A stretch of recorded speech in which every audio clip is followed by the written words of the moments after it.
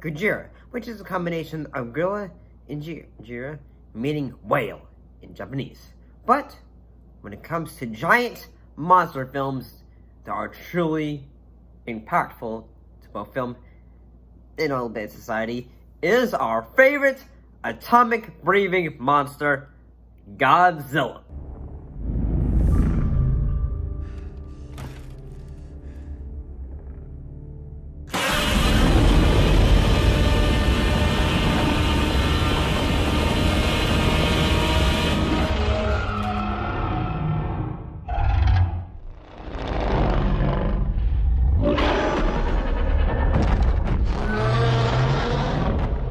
For this topic, we will look at the film era known as the Showa era, that started with the original films in 1954 and went in 1975 with Terror of Mecha Godzilla. The Showa era is a time period in Japanese in which the Japanese emperor. So that is what we're going to be doing. We're going to look at each one of the films, the first 12 films. Hopefully Toho is more understanding than the BBC is with their IP. Well, let's hope so. That Doctor Who video is still blocked. Let's look at the first one, which is Godzilla from 1954. When we think of Godzilla films, this is the first one that comes to mind. That not only introduces us to the character, but also, emphasized, gave us the world with a terrifying monster on a rampage that's an allegory for atomic superpower.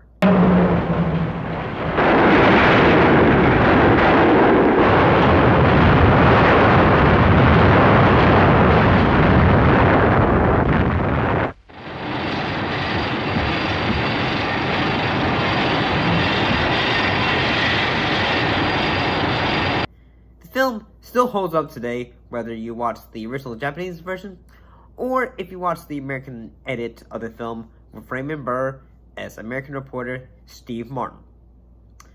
Let's keep on going. Let's move on to Godzilla Raids Again from 1955.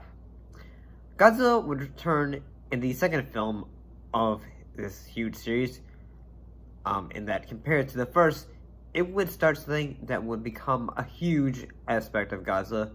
When he's not destroying cities, he's fighting other monsters.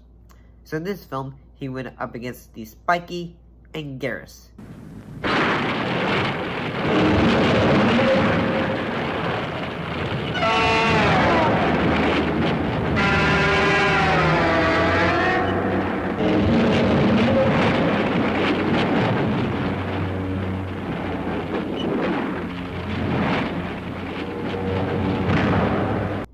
And looking back, the effects of the film are still something to marvel at, in that this is something, a film from the 1950s.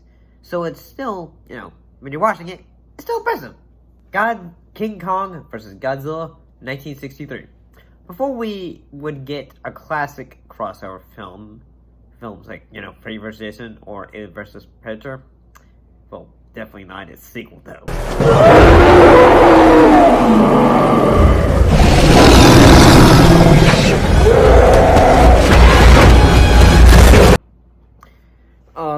Well, comment aside though, both this and Frankenstein, versus Wolfman are more entertaining than those.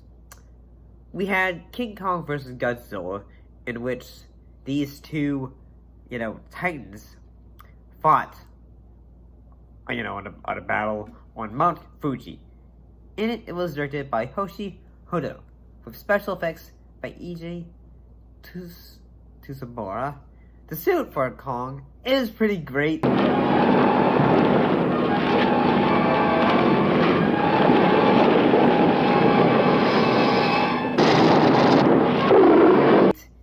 ending of the film is supposedly have two endings, one where Kong wins and one where Godzilla wins.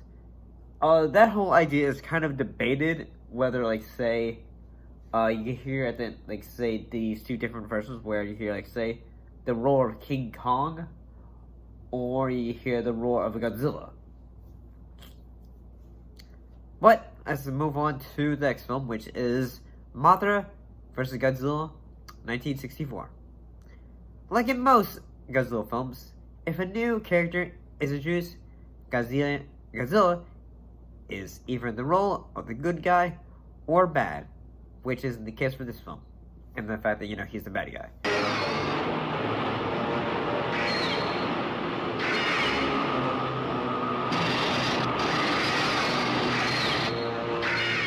The film is the final film in the Showa era where Godzilla is the antagonist.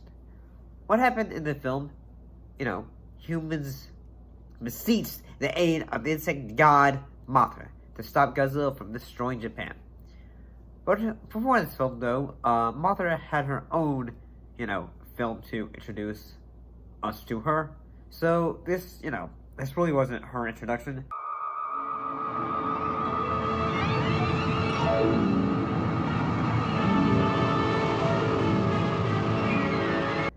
Unless you hadn't really seen the solo Mothra film, I suppose. Moving on to Ghidorah, the three-headed monster from 1964. Growing up, I actually had an action figure of Ghidorah. I believe this was like my intro to our favorite three-headed dragon, lightning dragon. What happened in the film? Extraterrestrials from the planet of Venus possess the body of a princess, warns humanity of the impending destruction by the alien dragon King Ghidorah, with Godzilla, Rodan, and Mothra being their last hope for survival.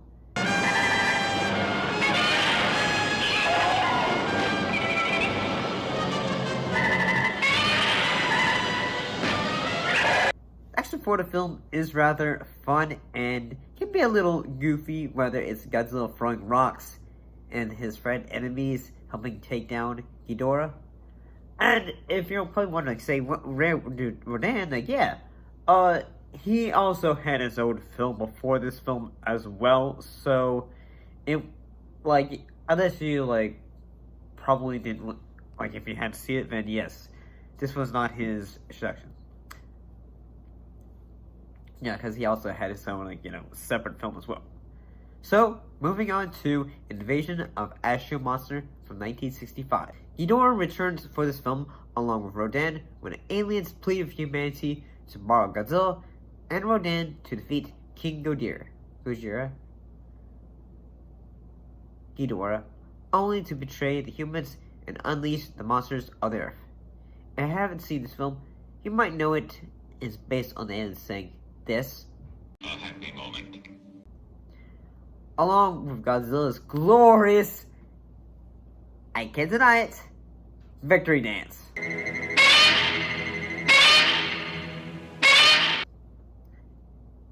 Let's move on to Ibora, Horror of the Deep from 1966.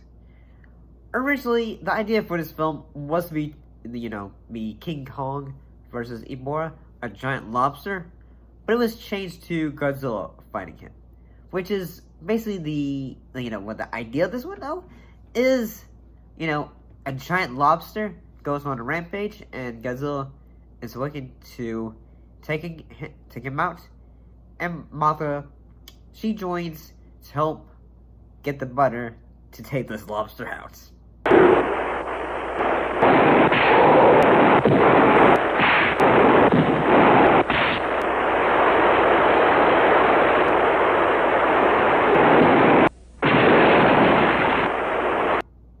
Let's move on to Son of Godzilla from 1967. This is a film that introduced fans to Godzilla's son, Mina or Minilla. In the film, Godzilla and his son live on an island of praying mantises and spiders. So if you really love super monster action, you might like it. The film can be a bit strange in that Mina doesn't look like his dad. そしてその後から怪獣の王 I can't really remember if I saw this one, like, growing up or not, though. It has, like, its cute moments, I suppose. Next, we're going to be looking at Destroy All Monsters from 1968.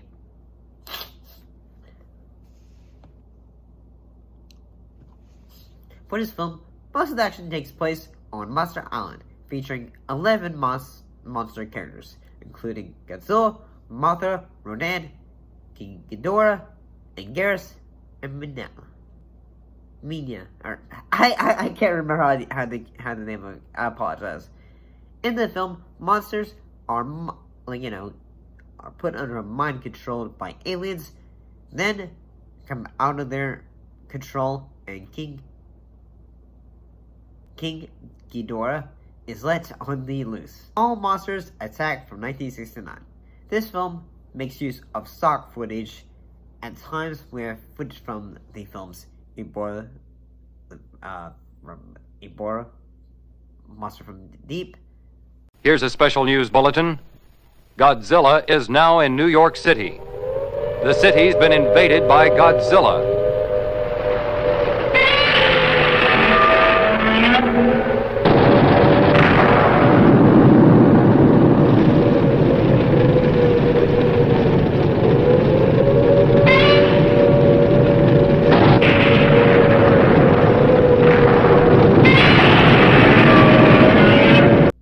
Most of the film deals with a young boy witnessing monsters fight on Monster Island, but he's actually in a dream.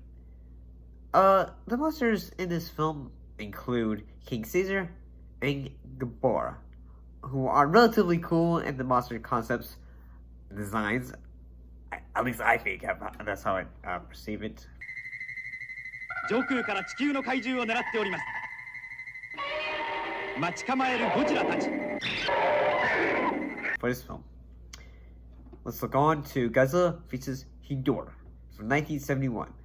This film is an environmental message type of film, in that the monster of the film is a giant slug monster created by pollution, which is the concept is pretty cool in that it wasn't something original, in that most of the time, you see creatures that are, monsters, but then again, say, yeah, you previously had a giant lobster monster, so a giant slug, pollution monster, not something that's too out there, I suppose. Ghidorah is pretty cool in that he reminds me of, one thing that also reminds me is that Ghidorah is pretty cool in that he reminds me of Gamera in that he can fly. It's the walk around, so...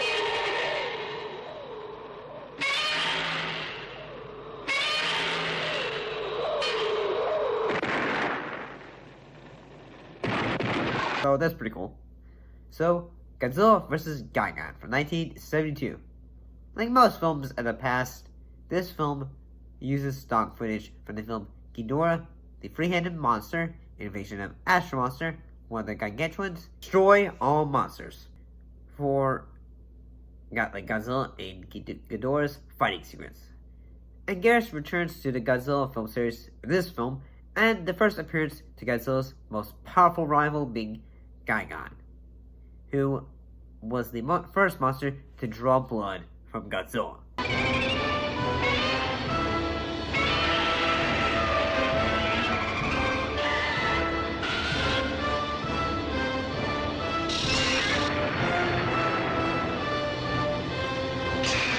So, yeah, I feel like that's something relatively,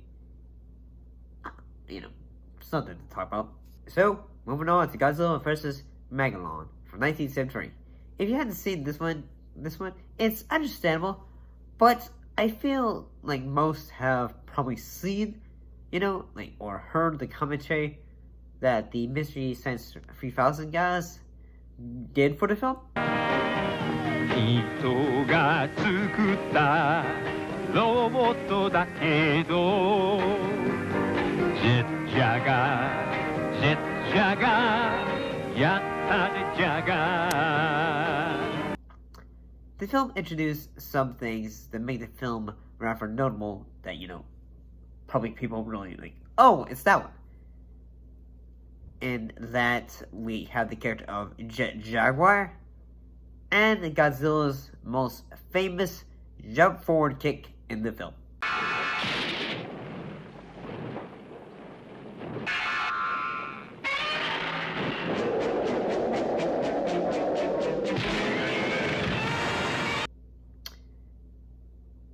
Now we're going to move on to Godzilla vs. Mecha Godzilla from 1974. This is a film that would introduce us to the world, to the robot version of Godzilla, which is sci-fi, is quite common way to give a hero a challenge, make a robot version of them. Film deals with Godzilla going through and causing destruction was revealed to be a robot version of him. And it's still pretty cool, to see, I guess. And Garrus, he returns along with King Caesar. The effects for Mecha, when he's flying away and all that, is kind of neat, I suppose. It's kind of like a toy string, almost.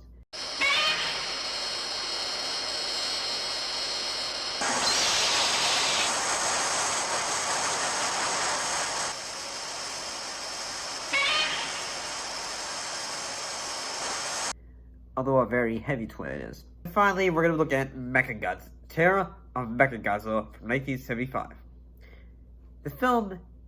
This is the last film of the Showa era before Godzilla would return 5 years later with Return of Godzilla. It's a great title there. You did good, guys. Mecha Godzilla returns for this film along with the introduction to the monster of Titanosaurus.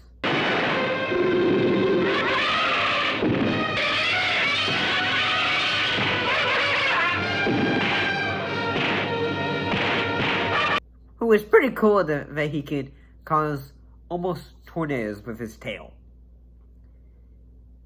The cinematography for this is actually really good when we see all the angles from all the monsters. And I don't know, I feel like the idea of I feel that has really good use of the use of the camera and all that. It's really great.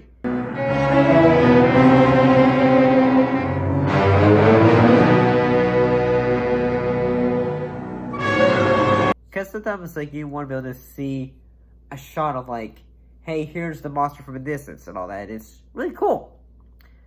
But thank you all for spending some time with me and looking at some, the first 12 Godzilla films. I shall most definitely see you all next time. See you later.